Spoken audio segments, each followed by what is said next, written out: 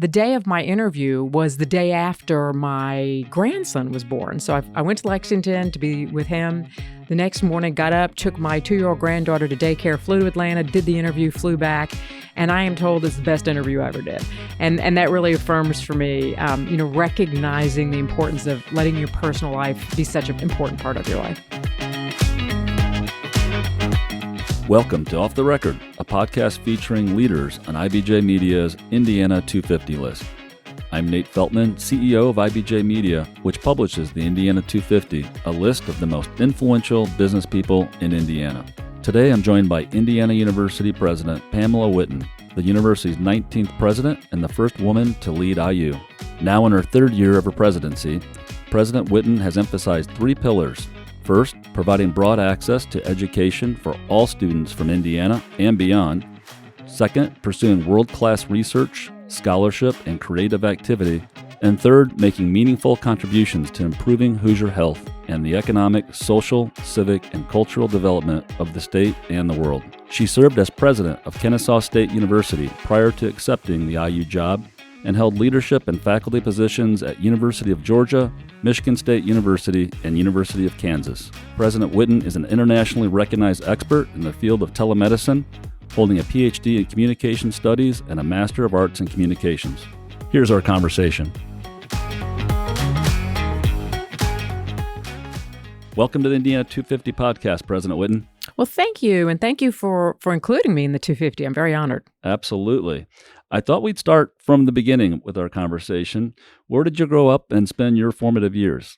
Oh, gosh, I don't have a good answer to that. I actually was born in Tallahassee, Florida, and lived there for just a few months before my parents started roaming around. So a little bit in the Midwest, mostly in the South, lived in Tennessee. And then in high school, my parents moved to New England. And so I went to high school in New England and then headed back down to Tulane to go to college. And when you were growing up, did you always think higher education would be in your future and where you might focus your career? I never gave higher education a thought as I was growing up. I didn't even understand what a career in higher education actually might be. So I actually went to college, got married right out of college, got a master's degree. I had a nice few years working in the communication field, and then went back at age 30 for a PhD, and then began the grand adventure and wondered how I ever thought I would do anything else other than work at a university. Am I right that you originally went to school for a business degree? Is that accurate? That's right. Yeah, I have a BS in management from Tulane University, so I studied business. That's exactly right. And did you ever think about a business trajectory, a business career? Sure. I will say that when I was in school, I did very well in accounting, and a lot of kids don't in school. So I thought, well, I guess I'm supposed to be a CPA. And then I did one of those things that everybody should do in college. I did an internship for what back then was the Big 8 accounting firms, and realized after that summer, the last thing I should ever be is a CPA. So I pivoted. And so I always try to use that story with students to explain that part of life is having experiences to learn the things you shouldn't do or don't want to do as well. So leading one of America's premier research universities was not an early thought. That's something that came later. That came way later. And sometimes I still have to pinch myself. So one of the things I do with Indiana 250 podcast guests is try to understand what has made our list of people successful. And of course, every successful person have had people who've inspired them, who've assisted them along the way. Are there certain persons or individuals who've had the biggest impact on your career? Oh, Nate, there's so many. So for many years, I was a regular college professor. I worked at Michigan State at the time, and my dean, Jim Spagnuolo, was just a great influence in just the joy of being a professor and persuading me, to enjoy that. And then moved on and became a dean. And Kim Wilcox was the provost at the university at the time.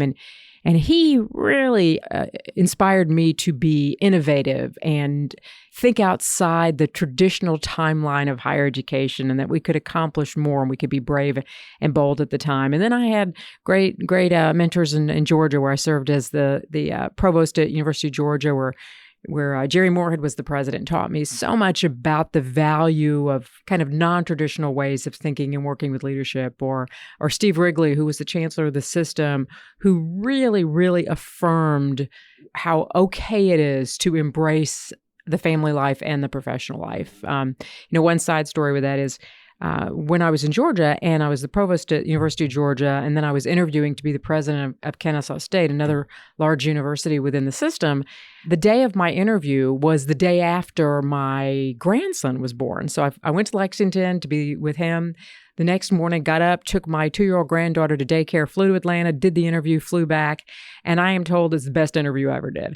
And that really affirms for me, recognizing the importance of letting your personal life be such an important part of your life. Right, that work-life balance Absolutely is something we all struggle with, I know. In terms of what motivates you as a leader, are there any core values that you've been central to you in your career and your success? Oh gosh, I would say there's a couple. I think one that's really important is that you always stay true to your compass of do what's right. There's just no job that's worth it. And so every decision I make is with the intention that in the end it's the right thing for the institution and for the people that you work with. And I think you just have to stay really committed to that. As you look back on your career, or you look at your career up to this point, what sticks out in your mind as accomplishments or achievements that maybe bring you the most joy so far in your career?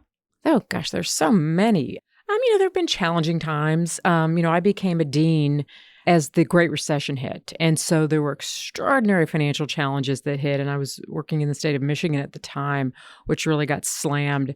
And so we thought very creatively about how to address those significant cuts with revenue generating opportunities for my college, and ended up being able to grow and hire at a time when everybody was shrinking. And that taught me really important lessons that I've been able to apply to other parts. But, honestly, if I'm really sincere, the best day of the year is always graduation day. It is just such a joy to celebrate that milestone. Think about if you got to go to some of the most important days in people's lives, their weddings, the birth of their children. Well, graduation's up there. And I get to do that every year with thousands and thousands of people, and they're proud, mamas and papas and spouses and friends, et cetera. And so that's a really, really special time and really reaffirms what I do for a living. Yeah, that is an awesome opportunity. And everybody remembers their graduation from college for sure. So that's pretty neat. What is something surprising about you that maybe our audience is not aware about President Whitten? I guess the way to answer is, what will I say? I actually admit to. Right. Let's see. I am a twin. A lot of people don't realize that. I'm a fraternal twin, actually. I have a twin brother, Mark. And you would be surprised throughout our lives, even at this point in my life, how many people ask if we are identical twins. And let me just be very clear. A male and female pair of twins cannot be identical twins. Right. Well, I know you are a huge sports fan, and that you not only show up to IU sporting events, but you really get into the game. Did you grow up an avid sports fan, or did your love for sports come later in life? I have loved sports, particularly college sports, since I was really little. I used to hide behind my dad's chair when I was supposed to have gone to bed and watch the sporting events on TV. I can remember we had a color TV, Right. even in how much that impacted and changed the enjoyment. So no, it's just been something that's been fun to me my whole life, and frankly, merging into adulthood, it's kind of the fun hobby my husband and I have always had together as well. It's something we just enjoy doing together. And I see Kennesaw State, your former school that you led, is on the IU basketball schedule pretty early in the season. Do you have any torn allegiances given your years leading Kennesaw State? Well, first of all, let me make very clear, I have nothing to do with Kennesaw State being on the schedule. I know that's been asked before, and that was scheduled before I got here. Kennesaw State played IU last year around Christmas and did pretty well, pretty far into the game, and I certainly was proud of them for that. But let me make clear, I have no allegiance problems. I root for Kennesaw State everywhere, but in the state of Indiana, Right. And wish them well. But of course, I'm a Hoosier by choice. So, any predictions? Let me ask you this first: what's your favorite sport? Is it basketball? Is it football? Or do you have a favorite sport? We're not doing that. Can't go there? That's like asking me which of my 3 kids is my favorite child. Not going there. I love them all, and I should say I do my best really to attend every sport. Certainly you'll see me at football and basketball quite frequently. But you're also going to see me at soccer events and tennis events and swimming meets and field hockey and water polo. I mean, all of our student athletes are just so impressive. Yeah, so I was going to ask you, and I will. So this is Mike Woodson's third season. I know you're not the athletic director, but any predictions for this upcoming basketball season? He's been very successful so far, making it to the NCAA tournament, if I've got this right, in his first two seasons. So any predictions for Coach Woodson's third season? Well, Coach Woodson or Woody is a wonderful coach, and he is an even better human being. And so I'm so delighted to have him as the captain of our ship, if you will, for basketball. And of course, I go in with all the confidence in the world. We have really, really some tremendous talent on that team, and so I think it's going to come together. And I also want to make sure that I give a shout out for Terry Moran too in our women's basketball. Same thing. She's an extraordinary coach, and what a group of women. I think we can expect some big things from them as well. They were great last year, I remember. Absolutely. And I'm sure they've got a lot of that team coming back, so they'll be fun to watch. Let's take a quick break. This is the Off the Record podcast.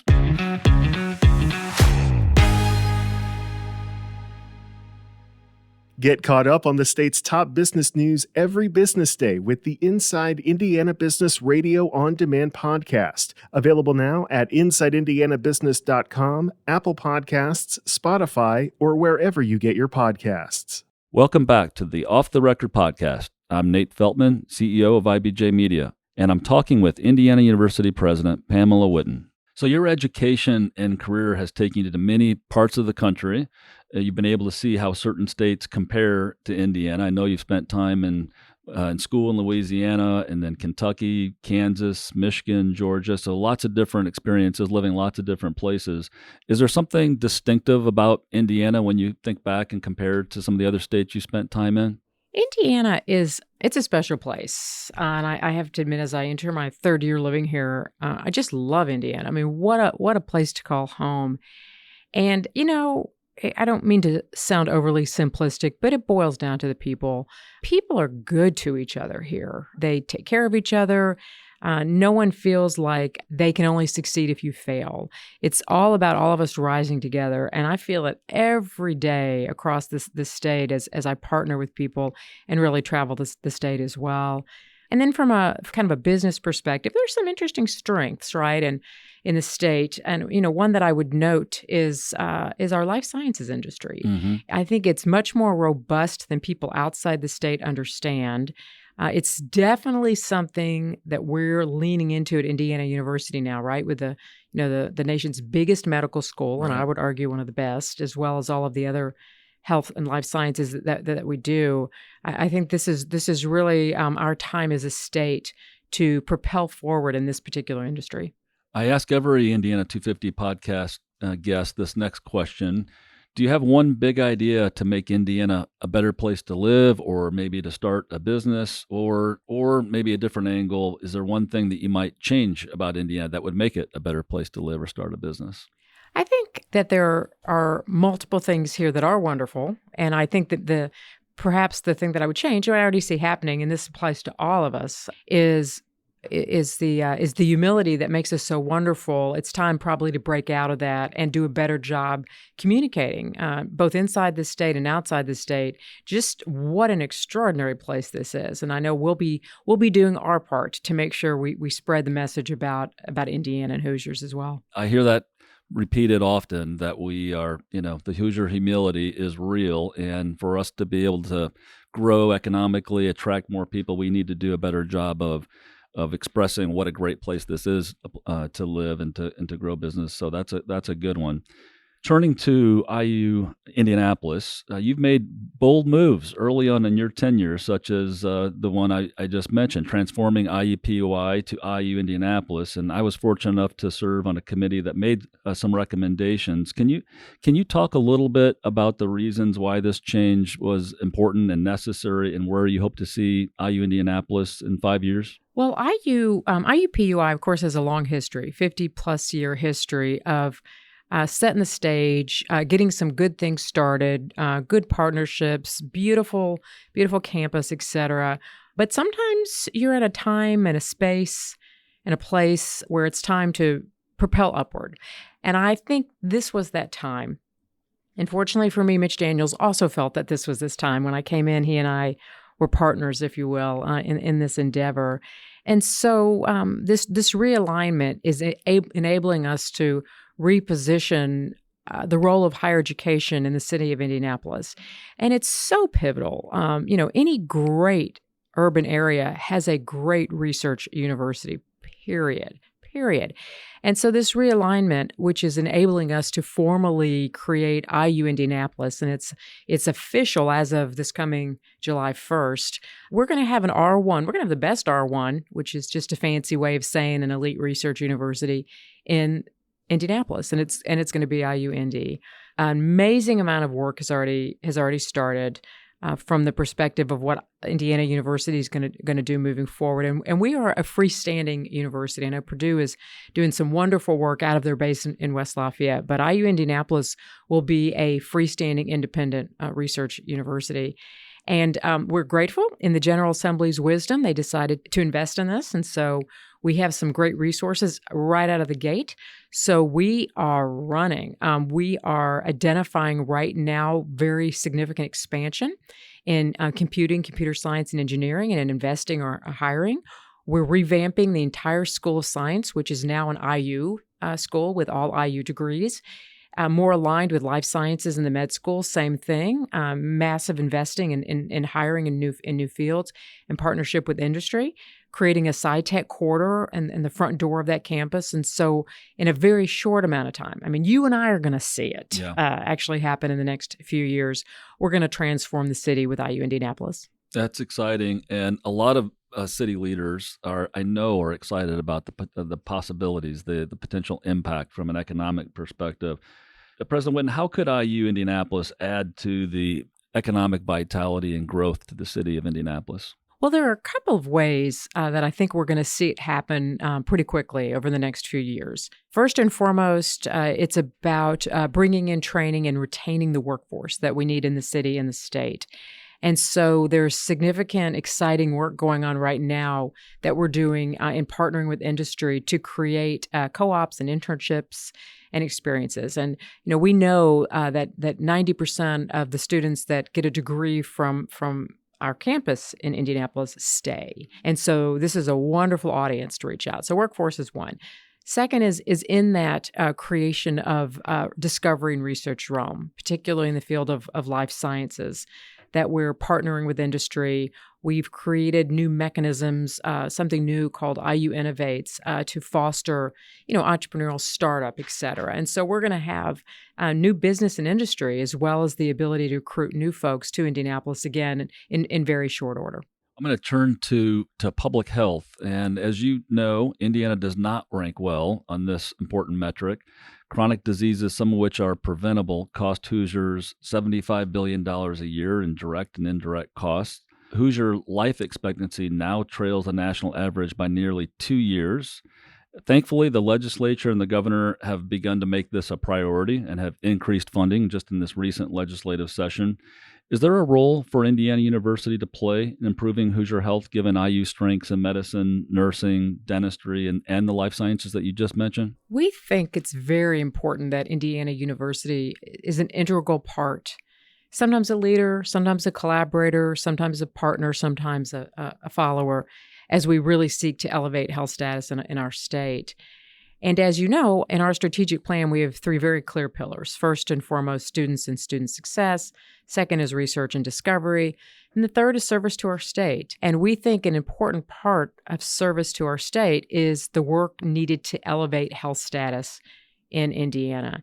And some of that is and will be partnerships in various communities around the state to literally impact health outcomes. And some of it will be the role we need to play in increasing the number of workforce to provide health services. And so one example is in IU Indianapolis, we're increasing the number of nursing graduates by 50% right now to put out more nursing students. And so it'll be a mix of things. I'm going to turn to talent. And today, everyone who touches or talks about economic development refers to the need to attract and retain talent. Talent for the industries of the future, talent to drive our current industries to the next level.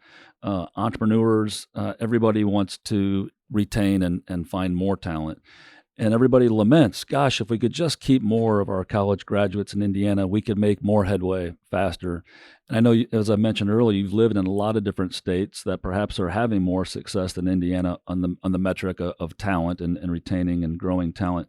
Are there things that we could do from your perspective to improve the likelihood of graduates building their future in Indiana? There are a number of things we can do. I think that the time is ripe for innovative conversations through our Commission of Higher Education, which is led by the very talented Chris Lowry, to look into kind of exciting opportunities to retain our best high school students in the state of Indiana to go to school. Things like the Hope Scholarship in Georgia were wildly successful. So let's look at what that might mean, something that might do the same in Indiana. We know that if you create amazing experiences for students while they're students, internships, et cetera, where they not only have a great experience, but then they get offered jobs, you're more likely to retain those folks in the state of Indiana as well. We know that there are quality of life issues that matter. You just reference health status. Right. People want good schools, so we've got to have enough teachers. We have to have enough affordable housing for young folks to want to stay. And then we got to have vibrant, exciting communities. And I don't go anywhere where people don't talk about, for example, how exciting it is in downtown Indianapolis. And I meet somebody every week that's buying a place, even if it's a second place, to have the opportunity because people like what's available in a cool, safe urban area. And then certainly, of course, we have wonderful towns. I mean, I love Fort Wayne. And you've been to Bloomington. You know how beautiful it is as well. So we've got a lot of assets in this state. And so we need to start more intentionally connecting the dots. Well, we've made it to Off the Record Speed Round, where I ask our guests a series of questions in somewhat of a rapid fashion, but take your time. The first is, do you have a favorite movie? Okay, so all of these answers to rapid are catch me on a Monday morning. Like what would I answer on a Monday morning? Right. Okay, favorite movie, Citizen Kane. That's a good one. Favorite place to vacation? Anywhere my kids are. No specifics. Anywhere my kids are Okay. is heaven. Favorite musical artist? Ooh. The Eagles with a side of Beyonce. Oh, I like it. What's the first thing you do in the morning? I exercise. I get up every morning at 6 a.m. and work out. Good for you. I need to copy that one. Title of the last book you read? Last night, actually, I just finished Stranger in the Woods. I don't know if you've read it. It's a short book. It's about this guy who in Maine lived in the woods for like 27 years all by himself. And I'm still struggling with, was it really amazing that he was able to survive living in isolation for 27 years versus the way that he did it? Was that right? So I'll leave you that teaser. You read it if you want to deal with that moral dilemma. What food can you not live without? Chocolate. And I read somewhere in preparation for this morning's conversation that you had not tried the famous Hoosier tenderloin. Have you tried it yet? Absolutely. I don't know where you're getting your false information. They took care of me at Nick's. This was an early interview, I yeah, think. It must have been. No. Nick's took care of me right away in Bloomington. So, awesome. And I've had much since then. What about the stromboli at Nick's? Have you had that? Of course. That's a world famous stromboli. Yes. Best advice you ever received? I think the best advice I ever received was contrary to what people talk about today, and that is you really can't have it all. You can. You might not be able to sleep, but you can have it all in life. Well, that's a good question. I didn't have my list. How much do you sleep? What's the average night sleep for President Whitten? It depends. Depends if we won a game that night or not. Uh-huh. It's these jobs are wonderful, but they require a lot of attending events and meetings at all hours. So I would say during the school year, I actually don't want to admit how little I sleep. Okay. I don't want to know. All right. A habit you wish you could change or wish you could start? Oh gosh, I wish I could start drinking coffee. I don't drink coffee. I don't need coffee. I would be one of those people in the morning, if I had coffee, I'd be obnoxious because I just would be bouncing off the walls. But I feel left out because I'm going to bring you a Starbucks next time. Okay. But the whole world drinks it and loves it, so I feel left out. I just don't need it. All right. So last one, advice for a young person who wants to develop into a future leader. Never say no to any opportunity. Try everything. Yeah, that's good advice. Well, President Whitten, thank you for joining me on the Indiana 250 podcast, and we wish you continued success at Indiana University. Thank you so much. Go IU. Thanks to Indiana University President Pamela Whitten for our conversation today. To learn more about other leaders on IBJ Media's Indiana 250 list, go to indiana250.com and look for a Page 2 feature each week in IBJ. We'll be back with a new Indiana 250 conversation soon.